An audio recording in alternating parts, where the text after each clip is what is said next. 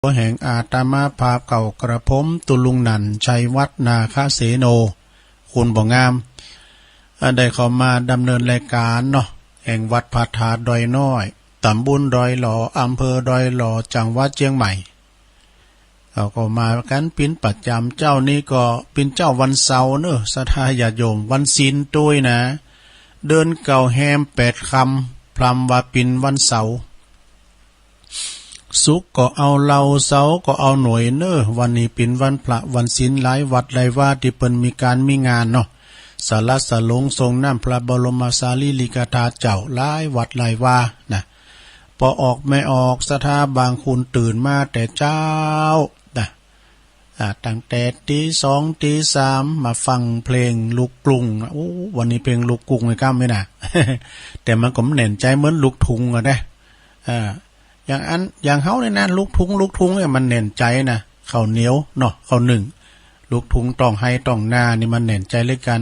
แต่วันนี้เจ้านี้ตามคำขอคุณเฒ่าบางคุณเปิ้นรักเสียงเพลงลูกกรุง เพลงลูกกรุงก็มีหลายนะเพราะว่า จะเป็นสุเทพวงศ์คำแหงโยมสุเทพนี่นะเปิ้นปิ้นปอครูเพลงไทยสากลนะเปิ้นได้ลงรับกันไปมื้อนี้เองนะ80ปลายกันเนอะปดโตเจ้าของผลงานเพลงก็ครวนเพลงอย่างไรลีดลักแดมน่ะเจ้าก็เปิดฟังไปแล้วเนาะ มีคุณ นักร้องชลินนันทนาครกานิธานินอินทราเทพนัทพุทธมาศหยาดนภาลัยก็ดีธนงศักดิ์ภักดีเทวาหมดนี้นะปดโตเพลงในตำนานหรอกนักร้องในตำนานสุภาพสตรีก็แม่ครูเพลงดาวใจภัยจิตนี่ดาวใจภัยจิตส่วนเกินอ่ะ สารวันนีโพธิเทศกาสวลีปากาพันลุ่งฤดีแพ่งผ่องใสโตหลายเพลงอันเป็นตื่นมาจับก็จะได้ฟังกันนะฟังกันแต่เจ้าขอบคุณแรงเมตตาปรมีธรรมอาจารย์พระครูวิสุวัฒน์เนี่ยเปิดข่างเพลงออกเจ้า จำพองก็ตื่นได้เมื่อตุลุงทองตุลุงก็ฟังตุลุงทองตัวเนาะอาจารย์เปิดสวดมนต์เจ้าแล้วก็เปิดเพลงเปิดตุลุงทองเนาะตุลุงก็ฟังก็วันนี้วันเดียวนะก้ามพุกเนี่ยเปิดก็จะได้เปิดขวายหน่อยก็มันรายการตุลุงเนาะเปิ้นแปลงใจหาคุณเฒ่า เนาะก็อูกันนอกก็เดียวเขาจะไหวพระกันเนลงเนลงบางลงโอนเขาลุกแม่บุญพินเขาเฝ้าพระเจ้าเนก็เดียวเขาจะมีการไหวพระหับศีลโยงเข่าพิฆาหารเข่าบาทแล้วก็จะได้บินที่บาทกันวันนี้วันศีลนะอีเมเขาไปวันใดนอนติดต่างติดเด้งปิ้นยังเอาบานปิ้นวัดเนสมมุติเอานะวันนี้นะเป็นวันบุญเนเอาไหวพระก่อนอะระหังสัมมาสัมพุทโธภะคะวาพุทธังภะคะวันตังอะภิวาเทมิสวากขาโตภะคะวะตาธัมโมธัมมังนามัสสามิสุปฏิปันโนภะคะวะโตสาวกสังโฆสังฆังนะมามิ นะโมตัสสะภะคะวะโตอะระหะโตสัมมาสัมพุทธัสสะนะโมตัสสะภะคะวะโตอะระหะโตสัมมาสัมพุทธัสสะนะโมตัสสะภะคะวะโตอะระหะโตสัมมาสัมพุทธัสสะอิติปิโสภะคะวะอะระหังสัมมาสัมพุทโธวิจาจาลานะสัมปันโนสุขโตโลกวิทูอนุตตโลปุริสธัมมัสสาลติสัทธาเทวมนุสสานังพุทโธภควติสวากขาโตภควตาธัมโมสันติติโก อากาลิโกเอหิปัสสิโกโอปันนะยิโกปัจจตังเวติตาโปวินโยเหติสุปฏิปันโนภะคะวะโตสาวกสังโฆอุจจุปฏิปันโนภะคะวะโตสาวกสังโฆยายะปฏิปันโนภะคะวะโตสาวกสังโฆสามิจิปฏิปันโนภะคะวะโตสาวกสังโฆญาติตังจัตตาลิปุลิสยุคานิอัตตปุลิสปุคาลาเอสะภะคะวะโตสาวกสังโฆอาหุนายโยปาหุนายโยตักขินายโยอัญจลิกาลนิโยอนุตตลังปุญญเขตังโลกัสสาติ จะยันโตโปธิยามุเลสักกายานังนันทิวัตโนเอวังตวังวิจัยโยโหหิจัยยสุจัยยมังคะเลอปปลาจิตตปันลังเกสีเสปัตตวิโปกาเลอาภิเสเกสปะพุทธานังอากาปะโตปะโมทติสุนักกาตังสุมังกาลังสุปะปะตังสุโหติตังสุขโนสุโมโหโตจะสุยิทังบรมมจาริสุปัฏขินังกายกัมมังวาจากัมมังปัฏขินังปัฏขินังมโนกัมมังปณิทิเตปัฏขินาปัฏขินานิกาตวนะลาพันตเถปัฏขิเนสัพพิติโยวิวัจจันตุสัพพโลกวินาศตุมาเตภวัตวันตรายโยสุขิติกายุโกภวะอัมภิวัตนาสิลิสานิจังวุตตาปัจจายโนจัตตาโลธรรมวาทันติอายุวันโนสุขังปะลัง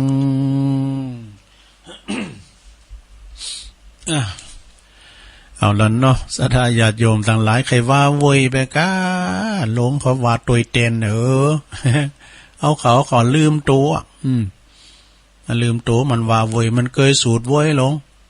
อันสูตรแน่นี่นะสูตรที่บุญวัดในที่ศาลาสวดมนต์นี่นะเขาก็เด็ดเอาจ่าเน้นเขานี่ล่ำหนาไปที่เดี๋ยวเขาเยี่ยมว่าเอาโวยจะเอาไปไวให้สินะตุลุงตัวไม่เขิดอ่ะ มันเย็นนิดๆนี่อันนี้หลวงลุงมันจบไวดีชูเฝ้าไปไหน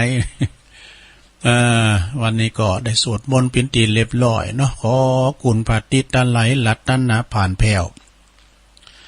พระแก้วเจ้าตั้ง3ประการเนาะดลบันดาลมาปกป้องคุ้มครองรักษายังครูบาอาจารย์พระสงฆ์องค์สัมมาเนรเจ้าอยู่กับวัดกับว่าเนาะได้ปราศจากทุกโศกโรคภัยอยู่กัมจูปูจาวรพุทธศาสนาไปเหิงเมื่อนานเผยแผ่สัจธรรมคำสอนขององค์พระสัมมาสัมพุทธเจ้าแล้วก็ขอให้มีพละกำลังแข็งแรงหน้าแดงแสงเนาะให้มีความมีปินเนอร์นาบุญศรัทธาได้กราบได้ไหวยึดเหนี่ยวจิตใจศรัทธาเนาะศรัทธาก็เหมือนกันเนอะพอออกไม่ออกนะขอให้มีความสุขกายสบายใจสุข2 อย่างสุขกายกับสุขใจถ้าสุข2 อย่างมีอะไรนะหมู่นาเน้มต้องว่ามันถึงสุขเหมือนกันนะสุขกายก็คือปราศจากทุกโศกโรคภัยขอเจ็บไปให้มากายขอใครจะไปให้มากายขอแล้วก็อันสุขตั้งใจก็ปราศจากความโลภโกรธหลงเนี่ยกันนะอยู่กับจูปูจากันไปเอาใจใส่กันไปนะเปิ่นว่าเอาจิตเอาใจกันโตะโลมกันไปเนาะคุณเฮาอยู่ด้วยกำอู่กำจ้านะ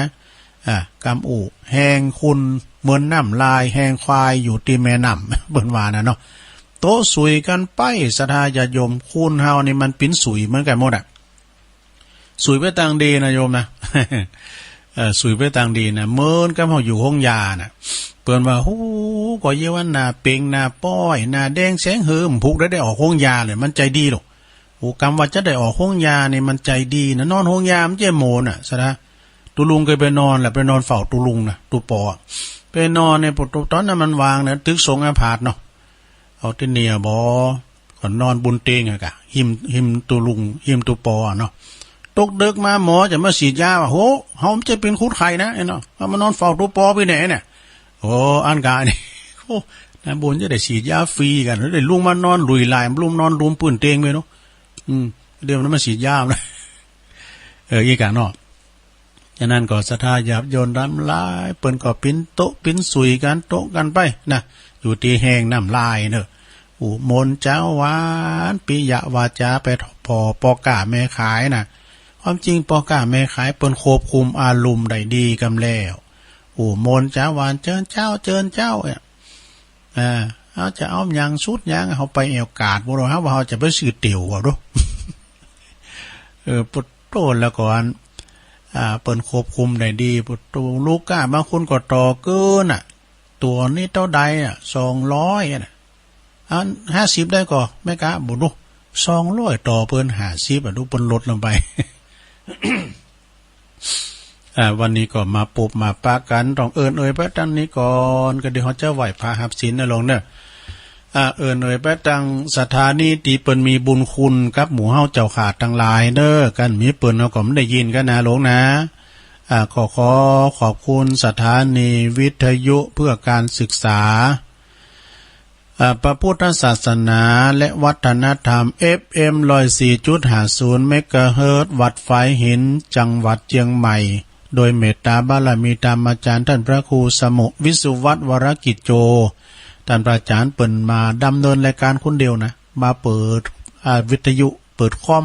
ควบคุมด้วยตนเองนะโอ้ขอปูจานำจิตนำใจอาจารย์พระครูเนอะถึงแม้ว่าเปิ่นได้จัดแต่เปิ่นก็มี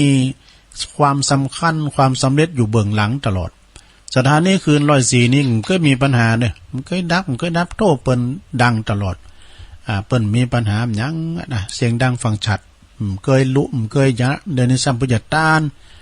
ตานเสาทำหน่อยดังเฮาได้ยินบ่นี่60 เมตรซะนะ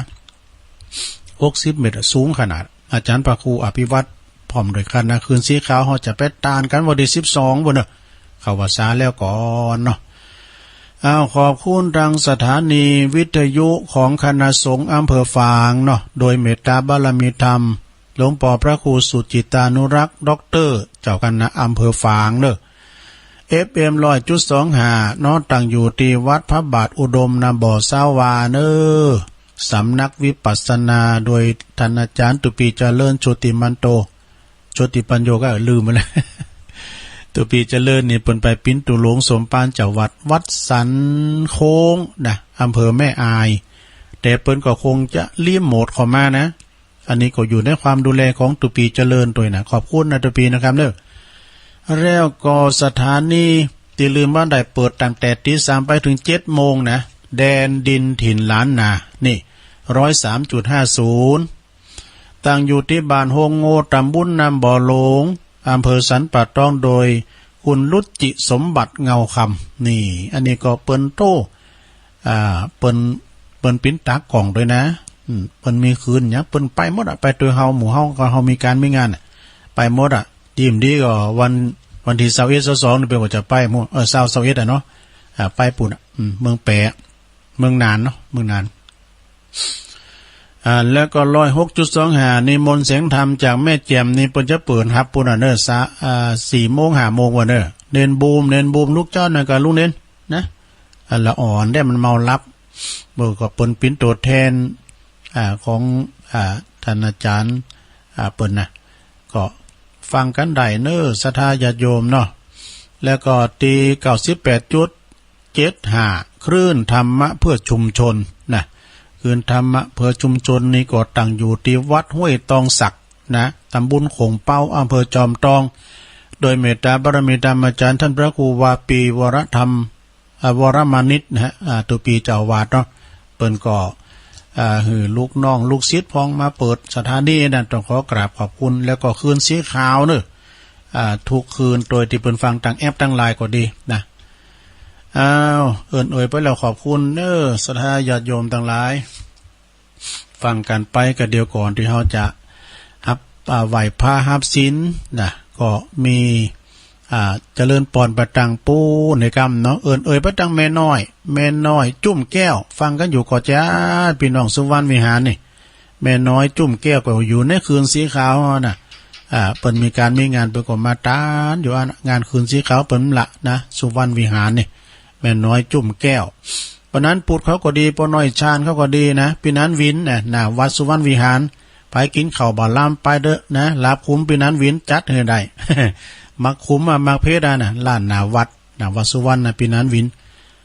ไปตามโบกก็หาเพิ่นก็ไม่ลงย้ายเนอุศิลลงย้ายฟังกันอยู่แม่พาเขาแม่ไข่แก้วนี่ไข่หายไปเนาะแม่ไข่แก้ววงคำโบกก็หาสดไปทางปังกอดแตนก็หลงกิวเนอะจี้มูลหลงกิวน่ะ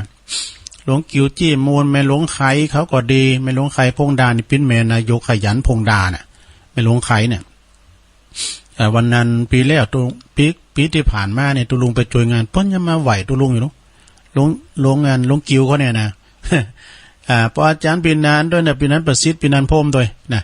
วัดปังกอดตันนี่เปิ้นชื่อว่าอันนี่โลท่านอาจารย์เกษมสัทธาธิโกมงคลเวรุวันอาจารย์เกษมสัทธาธิโกนี่ปลดตัวเป็นปิ้นหลวงพ่อกาแฟเนอะ มีการวัดกันว่านี่เปิ้นเอากาแฟไปเปิดปิ้นโฮงตาลตลอดเนาะโสดไปดังไปดับหน่อยนี่ก็ปุณกาไปดังมอนหินก้านน้ำย่อยก็พี่นั้นบุญเลิศตุ้ยใหม่นี่ปอดจานเสียงดีนะพี่นั้นบุญเลิศตุ้ยใหม่เนี่ยกองตองกายก็มีหลายนะท่านปุณนะพอเสียวค้ำเหรอ พอเสียวค้ำพอเสียวค้ำกองตองกายแต่ก่อนนี่เอวด้วยกันเนาะสดไปดังป่าไผ่เนาะหอยไฟก็พลงกำธรปันอินเนอร์อันนี้ลูกผีเก่าเฮาโดสมัยขายหอมแดง พลงกำธรปันอินสดไปดังปุนก็พอกำนันสินชัยปาน้อยผาเงิบนี่พลงป่าพัดเขาเนาะอุบาละนะป่าไผ่ก็ตุปีแดงโอ้เดียวกันเนอร์ศรัทธาญาติโยมก็ฟังกันไปวันนี้ตุลุงก็จะน้อมนำเอาอันนี้มาหน่อยนะก็เดียวเปิ้นว่าใครได้ยินอันนี้ตำก้ามนะอันนี้นี่ต่างงานอายนะครับเปิ้นก็ได้หรอ เอาให้หน่อยเนาะก็เดียวกันว่าเนี่ยเปิ้นจะไหวพระรับศีลก่อนว่าต่อไปนี่ก็ศรัทธาเฮา วันนี้วันพระวันศีลจับพอดีหลวงพ่อมานิตแนะนำเรียนว่าถ้าวันศีลนี่เฮาเอาวันศีลปุ๊บดีการตุลุงเนาะเดี๋ยวนี้ก็เป็นวันศีลแล้ว ไผที่ไปวัดไปว่าบ่ได้อีแม่เขาอีปอเขาเนาะใครไปตึกก็ตัวเนี่ยเอาวัดเอาบ้านปิ้นวัดเนี่ยลงเด้อสมมุติว่าเดี๋ยวนี้เฮามาวัดนี่ก็เนาะเฮาจะมีการไหว้พระรับศีล5ต่อไปก็จะโยงเข้าพิฆาหารโยงเข้าบาตรนี่นะจะใส่บาตรตักบาตรญาติโปกันนี่วันนี้วันศีลก็เอาไหว้พระรับศีลไหว้พระนี่เอาละเอาศีลเด้อมายังพันเตติสาลันเนนะสหปัญจศีลานิยาจามะตุติยัมปิมายังพันเตติสาลันเนนะสหปัญจศีลานิยาจามะตาติยัมปิมายังพันเตติสาลันเนนะสหปัญจศีลานิยาจามะ นะโมตัสสะภะคะวะโตอะระหะโตสัมมาสัมพุทธัสสะนะโมตัสสะภะคะวะโตอะระหะโตสัมมาสัมพุทธัสสะนะโมตัสสะภะคะวะโตอะระหะโตสัมมาสัมพุทธัสสะพุทธังสรณังคัจฉามิธัมมังสรณังคัจฉามิ สังฆังสารนังกัจฉา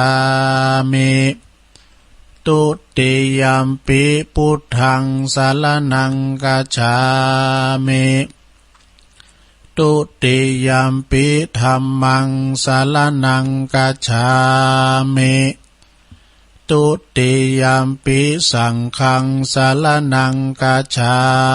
มิตติยัมปิพุทธังสารนังกัจฉามิตติยัมปิธัมมังสารนังกัจฉามิตติยัมปิสังฆังสารนังกัจฉามิติสรณะคามานังนิทิตังปานาติปาตาเวละมณีสิกขาปะทังสมาธิยามิอตินนาตานาเวละมณีสิกขาปะทังสมาธิยามิกาเมสุมิจฉาจาลาเวละมณีสิกขาปะทังสมาธิยามิมุสาวาทาเวละมณีสิกขาปะทังสมาธิยามิสุราเมลยะมัชฌะปัมมาตฐานาเวละมณีสิกขาปะทังสมาธิยามิอิมานิปัญจสิกขาปทานิสีเลนะสุขติงยันติสีเลนะโภคสัมปทาสีเลนะนิพุติงยันติตัสมาสีลังวิโสทะเยสาธุสาธุสาธุเอาจบไปลายหนึ่งแล้วหลงคำไว้ดีๆเนอะพระเสมันตกหาย มงคลหาข้อนี่นะมังกรหาข้อต่อไปก็จะได้โยงเข้าบาทมื้อไหนปุรามอ่ะ ลามเอ้ยปุรามปัน โยงเข้าบาทเนอะเอิญเนาะ โยงเข่าพิฆาหารก่อนเนาะลงเนาะนะโยงเข่าพิฆาหารเดี๋ยวเกินตุลุงของพอแบบมันเกินตุลุงผมจะได้ตุลุงจะปิ้นจานนี่เดี๋ยวเกินเนอะอ้าวโยงเข่าพิฆาหารเนอะ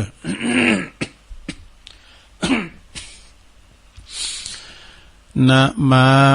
เมตุปาบุภาลาจาตันเนโอตานาปิกาหาลาตันเนสหปาลิวาลาตันเนวาลาตาคินาเย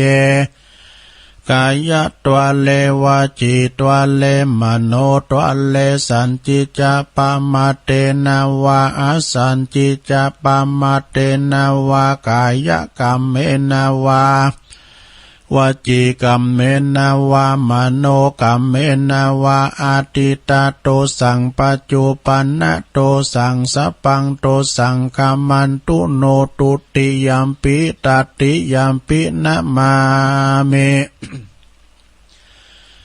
ตุปะบุภาลาจาตันเนโอตานาปิกาหาลาตันเนสหปาลิวาลาตันเนวาลาตาคินายเยกายะตัวเลวาจิตัวเลมโนตัวเลสันจิจะปามาเตนะวะอะสันจิจะปามาเตนะวะกายกรรมเมนะวะวจีกรรมเมนะวะมโนกรรมเมนะวะอติตาโตสังปัจจุปันนะโตสังสปังโตสังคามันตุโน เอาต่อไปโยงข้าพเจ้าหนึ่งปุรามห้องละเอมังโอตานาปินดาตานังติลัตตานานังสกัจจังเตมาปูเจมาตุติยัมปิอิมังโอตานาปินดาตานังติลัตตานานังสกัจจังเตมาปูเจมา ตาติยัมปิอิมังโอตันนาปินดิปอปินดาตานังติลาตานานังสากาจังเตมาปูเจมาติกาลาตังหิตายาสุขายายาวันนิปปานายาสังวตันตุโนขนาดพอนี่จะลุงเนี่ยอันกำปูดจานเนี่ย เจยาวอ่ะเนาะโยงเข้าบาทนึงไขเข้าของกันแล้วไขกระติกนะลงเด้อไอเข้าออกจุงอ่ะไขกระติกเจาะใส่โหหันว่าพร้อมกับปูจานดังต่อไปนี้สาธุโอกาสะโอตานาปินดิปาตังตานังนิปานาปัจจโยโหตุโนนิจัง โอตานาปินดิปาตังตานังนิปานาปัจจโยโหตุโนนิจังโอตานาปินดิปาตังตานังนิปานาปัจจโยโหตุโนนิจังกายแฮมบ่อยสุมาในโรงเนอะเสียงบ่ค่อยดีเลยเจ้านี่นะ กะแอมกะไอไปได้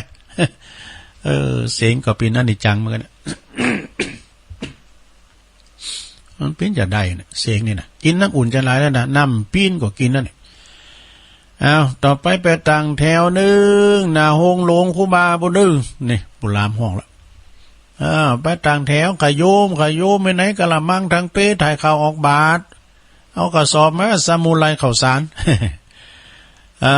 ก่อนที่จะใส่บาตรก็ถอดแคปไปเนื้อโยงข่าวเจ้าข่าวใส่โหลำเปิงวะข้าวของข้าพระเจ้าขาวดังดอกบัวยกขึ้นเหนือหัวถวายแด่พระสงฆ์จิตใจจำนงตรงต่อพระนิพพานขอให้ถึงเมืองแก้วขอให้แคล้วบ่วงมารขอให้ทานศาสนาพระศรีอานในอนาคตการโน้นเทินนี่ เจาะใส่เก่าใส่โหแล้วก็กระเดียวเนอใส่บาตรพร้อมกันเนอสุขโหมะได้ตึงขอบโคสุขโหมิได้คุณเดียวสุขโหมดได้สักอย่าง ได้สักอันเนาะเรียบร้อยไปการอนิสาสนพิธีเนอโยมเนอะการที่ว่าไหวพระรับศีลก็ดีโยงเข่าบาตรโยงเข่าปีกาหารก็ดีนะ ก็จบลงไปเนาะไผคำพงก็ได้กำปากแล้วผมก็ย้ำได้กำปากเตอก่อนปิ้นยังนะว่าไปกูเสาวันเสาร์ตุลุงเจ้าเยอะนะสไตล์แบบเนี้ยนะไหวพระรับศีลบรรดาพี่น้องสดาที่เปิ้นไปวัดไปว่าบัดได้จูอเนี่ยเด้อลงเด้อไปคืนอย่างหนักไหวไปทางวัดปุ่นตุลุงสวดมนต์ได้นะไหวไปทางถาดหลวงวัดอธิปทานดอยน้อยนี่นะ ไหวไปทางบัวต่อไปตุลุงจะไหวกุลโลมนะเปิ้นก็ตั้งนะโม3รอบพร้อมว่าแล้วตั้งแล้วนี่เนาะสาธุสาธุสาธุกา ก็ขอยกมือ10 นิ้วขึ้นตั้งวางกิ้วไก่เกาเกษาขอไหวสายังปากุลปิตามันดาคุณพระปิตามีอยู่21 โกฏาคุณพระมารดา12คุณพระแม่โพธิ์ศพ39คุณพระพุทธเจ้ามี56คุณพระธรรมเจ้ามี38คุณพระสงฆ์เจ้ามี14คุณอาจารย์มี10คุณพระกรรมฐานมี8กุลไฟมี6กุลลมมี7กุลพระนางแม่ธรณีมี21กุลมาแม่น้ำคงคามี12กุลอักขันละ33กุลศีล51กุลศีล8มี12กุลศีล10มี21กุลจตุปาลิสุตตศีลมี27กุลอรหันตาคือมรรค4ผลศีลนิพพาน1เป็น9กุลอาสาสะและก็ปัสสาสะนิสาวาสากุลพระวิหาร84,000ปันหลังกุลพระมหาเจติยาเจ้า 80,000ปันดวงผู้คาตางาลายก็ขออาลาธนายังกุลเจ้าตั้งหลายลาวันนี้จงมาเป็นสร้อยประดับสำหรับกายอันประเสริฐเมื่อผู้คาตั้งหลายดับกิจนาเสียงชีวิตไปในสังขารปีใดเดือนใดวันใดยามใดคืนใดดังอันก็ดีผู้คาตั้งหลาย ก็ขออาลาธนาคุณเจ้าตั้งหลายอย่าจงมาเปิดประตูพันนิพพานคือเวียงแก้วแก่ผู้ขาตั้งหลายแด่เดินนิพพานาปัจจโยโหตุโนนิจังนิพพานังปะละมังสุขังเอาแล้ว จบไปเต็มตอนหนึ่งแหละลงเอ้ยอันนี้เป็นกุนโลมเนอะน้องเนอะกุนโลม อย่างตุลุงเคยว่านะกะยังมันมีกุนหมดอะลงเอ้ยกุนเข่ากุนน้ำกุนลมกุนไฟกุนแดดกุนยังมีกุนหมดอะแม่แต่แคบเนี่ยไม่ลงจักไอ้แคบอะ สุมาเดแคบอยู่ปื้นตีนมีกุนเฮาขนาดนะลงนะกุนอย่างใดปวดโตลองทำได้ซุปแคบล่ะปวดเตี้ยวอย่างแย่นี้น้ำจากปักตีนก็ปวดตัวของเต็มปื้นปุ่นเนี่ยมีกุนนะกำได้ซุปแคบได้ซุปรองเท้านะโยมมันถึงปวดตัวเตี้ยวอย่างแย่เนอะเนี่ยเปิ้นว่าแคบหรือว่ารองเท้านะมันรองรับเอาสรีระลางของเฮาเนี่ยรองรับเอาสรีระของเฮาเนี่ยโมดสรานะมันก็มีกุลน้ำก็ไม่ได้ปักเฮานะปิ้นน้ำปิ้นหยังขวากน้ำต่างๆก็ไม่ได้ปักเฮาจะนั่นก็สราก็จะไปลืมเนอะกุลหยังต่างๆนะมันมีกุลหมดอันนี้หน่อยนึงนะ เคยได้ยินทางงานโควิดเขาเปิ้นว่าแล้ว ต้องว่าบ่ล่ะสุริโยไทยไขแสงใกล้แจ้งแล้วฝูงวิหกร้องเจ้ยแจ้วแสวงหาซึ่งอาหารทะยานไปในนภาโมปักษายังขยันหมั่นหากินท่านที่รักจะซบนอนอยู่ใยเล่าตื่นแต่เช้าขัดเกลาจิตเป็นนิจศีลประพฤติธรรมพระสัมมาเป็นอาจินรักษาศีลให้มั่นหมั่นภาวนาอายุไขในมนุษย์สุดจะน้อยอย่ามัวคอยโอกาสวาสนาคืนและวันที่เลื่อนไปไม่หวนมาอย่าชักช้าอบรมได้ทั้งใจกายสรรพสิ่งใดๆในโลกนี้ไม่คงที่แปรเปลี่ยนหน้าใจหายสิ่งหนึ่งติดตามไปไม่รู้วายดุจสหายคือกุศลและผลบุญขอน้อมกราบพระรัตนตรัยในสถานดลบันดาลพระพรประเสริฐบังเกิดหนุนดุจสายทานจากฟากฟ้าเกื้อการุณเป็นผลบุญแผ่กว้างในโลกานี่อันนี้นะ สุริโยไทยนะก็เอามาเสนอแนะไปตัวหน่อยนะสดาญาติโยมทั้งหลายเนาะเอาละตอนนี้ไปตุลุงก่อมว่านี่เนาะเอารถวัดปากตั้งเจริญขึ้นมาตุลุงก็บอกโอ้ตุปีท่านอาจารย์เปิ่นมาเอวหาตุลุงกายเนาะท่านอาจารย์เปิ่นมีหยังจะมาสั่งการอะไรกับตุลุงยิ้มโทรมาเอาไอ้เนาะโทรรถมาหรอยเป็นว่าลูกเนนกับคุณขับรถ เอาสังกวยสังมาจัดใหญ่เฮาพักไม่ใส่คือมีเปาเฮ็ดถอปุ่น เปิ้นเป็นการเตดมาว่าหั่นเปิ้นเป็นการเตดแล้วเปิ้นเขียนมาเนี่ยว่าท่านพันโทวสันต์สุพยศอมรนะและพร้อมด้วยครอบครัวเปิ้นทำบุญตานน้ำตานธรรมว่ะอุทิศบุญกุศลส่วนต้านนี่ไปหาคุณยายศรีบุตรดวงทัพนี่ผู้ลงลับไปสู่โลกไปไหนแล้วก็ทุกคนญาติพี่น้องของเปิ้นทุกดวงวิญญาณที่ลงลับดับขันไปเนาะขอให้ได้รับในอานิสงส์ผลบุญในครั้งนี้เทินนี่อันนี้ของพันโทวสันต์เนอะแล้วแถมอันหนึ่งอันนี้เปิ้นเอาเฮ็ดถอบมาโดยไปเขียนมาน่ะปันตะเกินนี่ สถานีรถไฟน่ะน่ะแม่นไล่แฮ่กะ เอาเฮ็ดถอบมาตัวเนี่ยวันนี้มันเยตัวแลโทเอาไว้ผูกก่อนพร้อมยังก็วันนี้วันศีลนี่ก็มันไปปีนยังมังสวิรัตตุบัจจัยก็วันนี้มันอาหารมันหลายอยู่ เนาะนี่เปิ้นจะพาทำนะโยมเนอะนะตุลุงจะเตทำเอาเปิ้นหอยใต้หน่อยเนาะแม่เพนขาวเตี้ยแม่เพนขาวเตี้ยตัวตาจ่างเปิ้นทำบุญไปหาปออุ้ยน้อยปันแม่อุ้ยเงินจินาอีตัวนายอเนกก็ตานไปหาปอสอนชัยใจกวินตัวอีน่ะเนาะพร้อมกับตึงหลงตึงหลายเนอเปิ้นตานทำวิสุทธิยาเนอะยาวเหมือนกันนะหลงเนอะ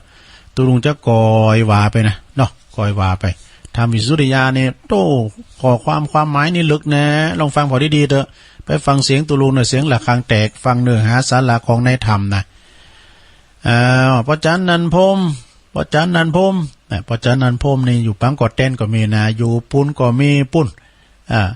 อันอย่างก็สันไสครองน้อย รัตนธรรมกรรมนิปานังเยนากัลลังรัมมังเยนากาสยังปันดิโตตังโนมากังอุติสิตุงธรรมามุตตมังปัจจังอาราธานังกาโลมานี่แต่ว่าทำกันในโลนเนอฟังไปรับไปเนอ เพราะมันเป็นธรรมกล่อมลับวิสุทธิยาเนอของท่านพันโทวสันต์พร้อมกับหมู่เฮาเจ้าขาดทั้งหลายตือโมดเนาะนะโมตัสสะภะคะวะโตอะระหะโตสัมมาสัมพุทธัสสะ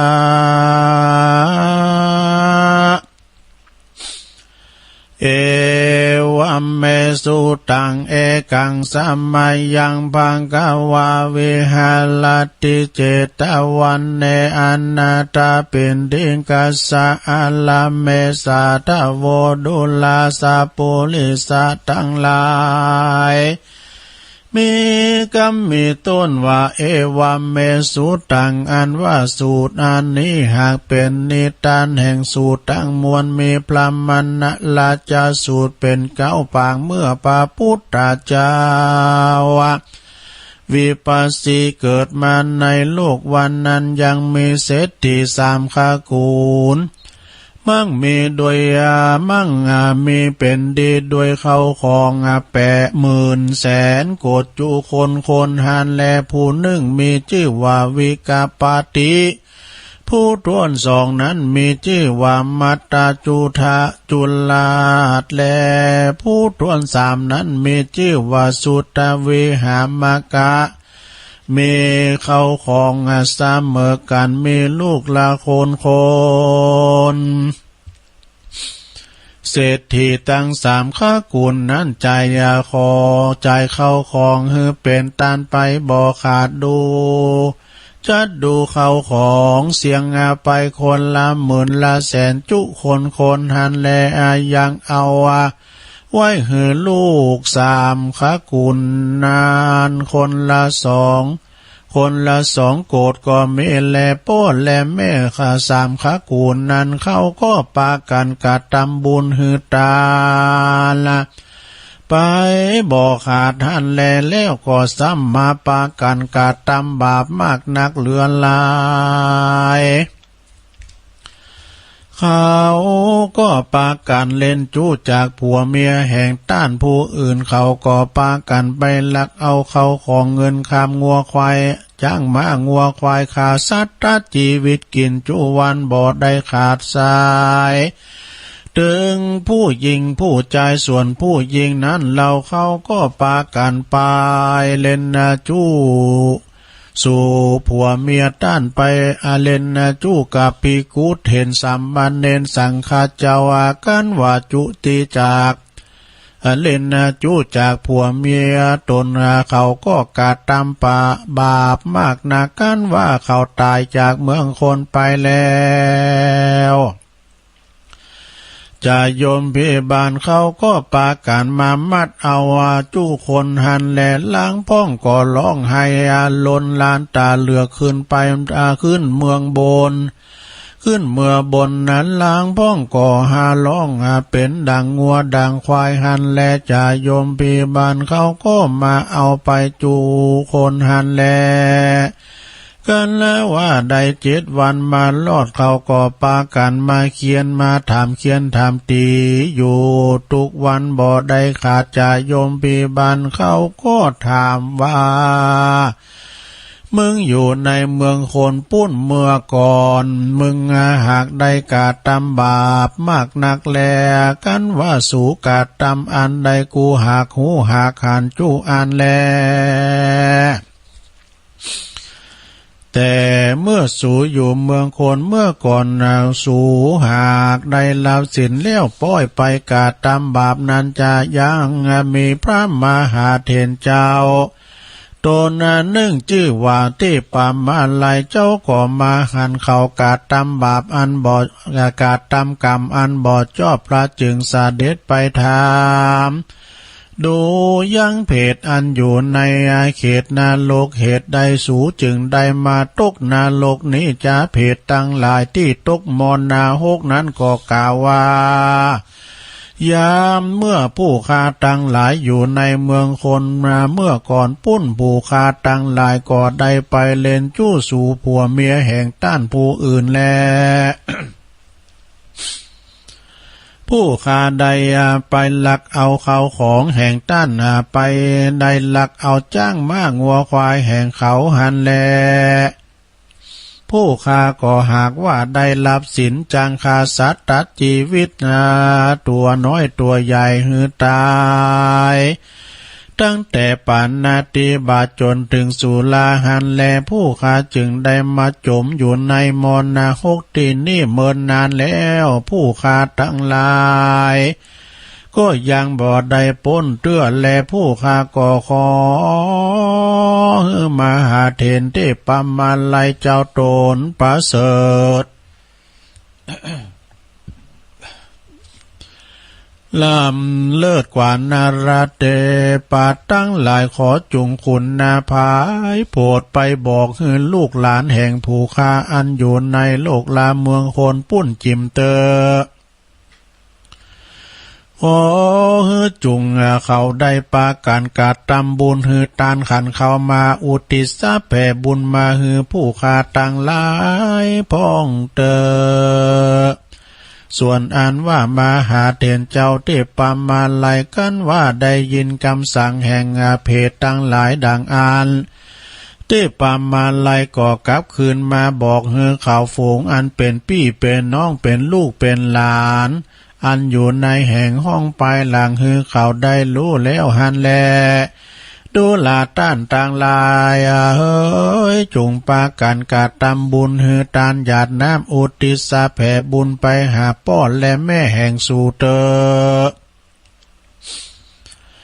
พ่อแม่แห่งสู่นั้นก็ยังไปเป็นเปตาวิสัยเป็นเพศทุกขเวทเวทนาอยู่ในนาโลกปุ้นแลเต้ปามาลัยเจ้ากันว่าบอกแล้วก็กลับหายไปหันแล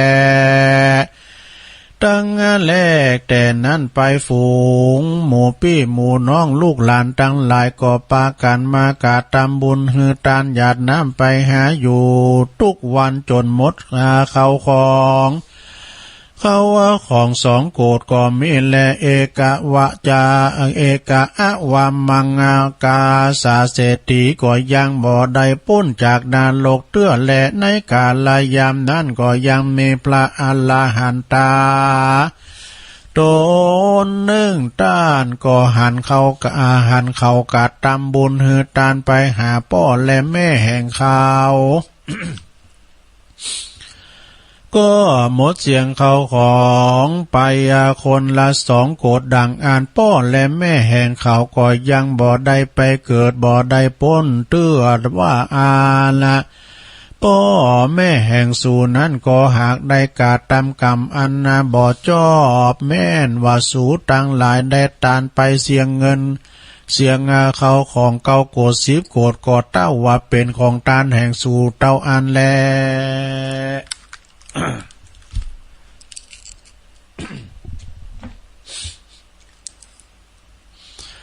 ก็ยังบ่ได้พ้นแห่งก็ยังบ่ไป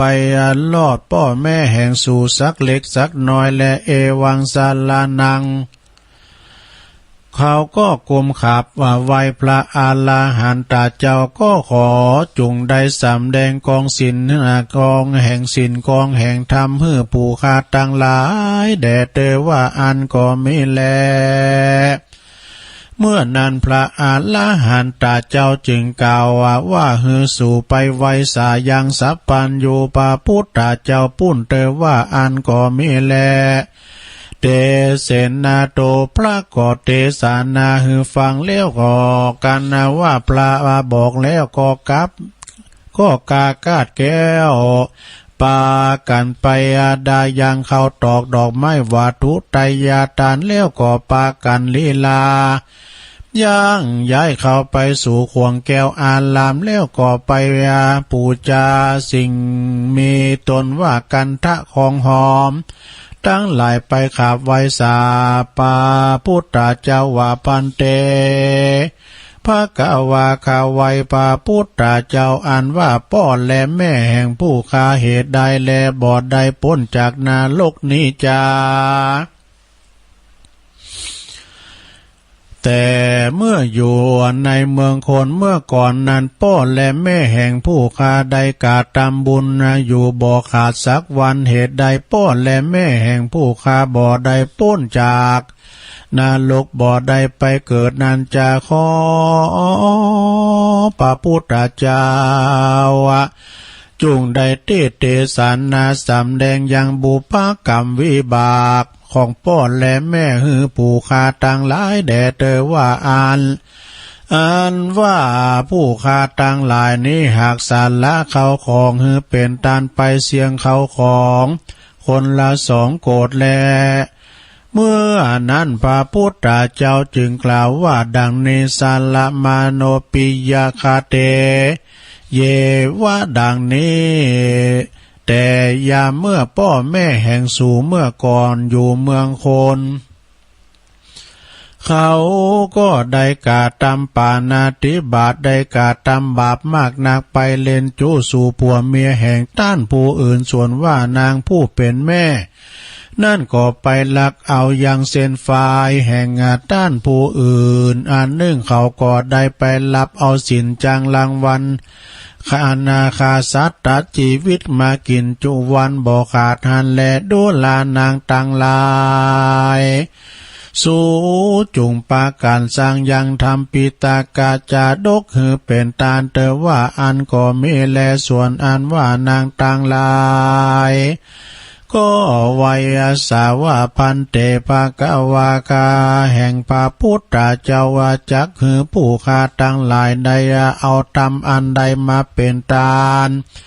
ไปหาพ่อแม่แห่งผู้คาอันจุติตายไปนั้นจะขอพระพุทธเจ้าจงเทศนาแจ้งแก่ผู้คาตั้งหลายแด่เตออาตาเมื่อนั้นพระพุทธเจ้าจึงกล่าวว่าดู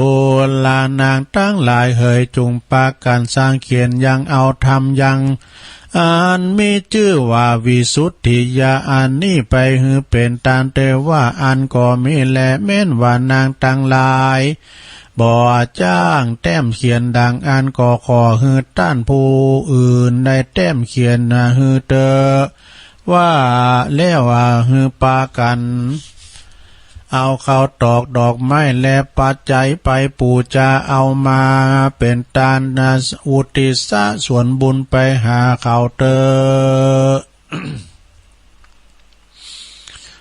อันละว่าฝูงหมูเพศตั้งหลายก็อันเป็นพ่อและแม่แห่งสูก็จักได้ป้นจากอันเป็นเป็ดในบัดเดียวนั้นแล ก็หากจากใดไปเกิดจันฟ้าสวรรค์เทวาโลกแลนนิพพานบ่อยาจะเล่นนาการว่านางต่างหลายฝูงนั้นได้ยินธรรมเทศนาแห่งพระพุทธเจ้าก็มีใจจมชื่นยินดีแล้วก็ปากันแต่งดาเอายังเขาตอกดอกไม้และปัจจัย การนาตาของหอมเข้าไปสู่สำนักนักปราชญ์มาบัณฑิตอาจารย์ผู้จบทะลองได้เขียนทำวิสุทธิยาผู้ขาต่างหลายแด่เตอเมื่อนานปันดิตะเจ้าพงเขียนพงจักเขียนทำวิสุทธิยาเขาเจ้ายังไปตันแล้วตื้อดังอันหมู่เพศอันเป็นพ่อและแม่แห่งเขาตั้งหลายอันเป็นก็อันว่าเป็นเปตวิสัยก่อปากันปุ้นจากนรกและก็ได้ไปเกิดจันฟ้าสวรรค์เทวาโลกปุ้นก็มีแลเขาก็ปากันกินยังเขาน้ำโปจันนะอาหารที่เขาได้กาตามบุญไปหานั้นแลกันว่าจะยมผีบ้านเขาบอดได้หันยังทำวิสุทธิยาดวงนี้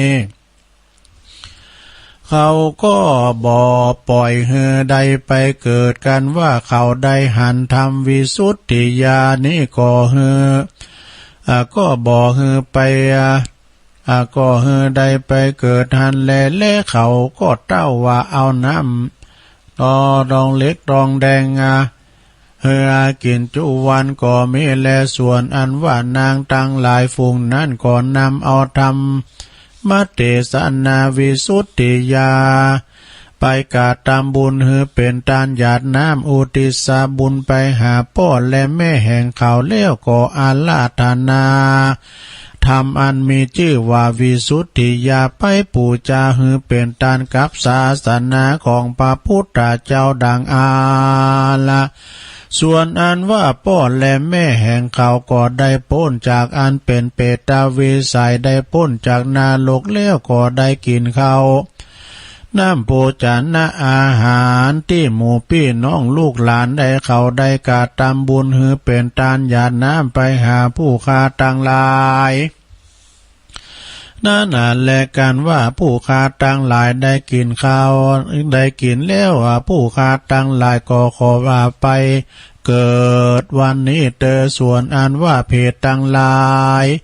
เพศนรกต่างหลายกล่าวดังนี้แล้วหมู่ลูกหลานญาติกาวงศาแห่งผู้ค้าต่างหลาย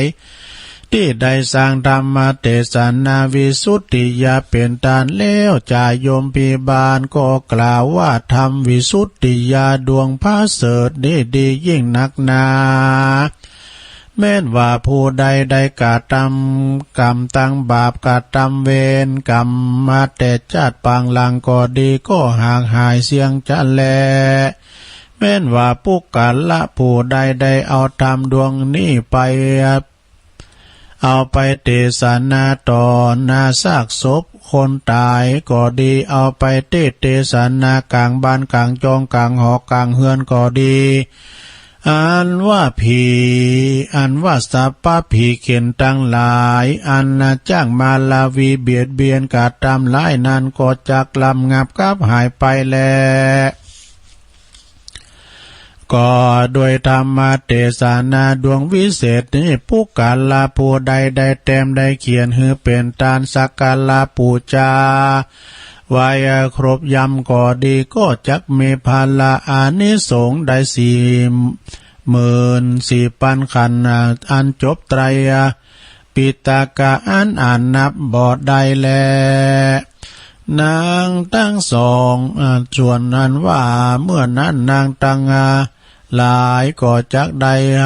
ทำวิสุทธิยาเป็นตานก็มีโดยประการดังกล่าวมานี้แหละนาวิสุทธิยามากังนิติตังกิยาอันกล่าวยังทำวิสุทธิยาก็บังกมโสมเรสเด็จแล้วเท่านี้ก่อนแลสาธุสาธุสาธุจบไปสดาญาติโยมทั้งหลายเตดไปก็ดังเต้นไปเด้อ มันเป็นอย่างว่าอันกะเดียวตัวลุงงานจะพักเปกำเดียวเนอะกินน้ำไม่กำเกินใจเย็นๆนะลงเนอะกะเดียวก็จะมาเปิดสายนะรอสักกำ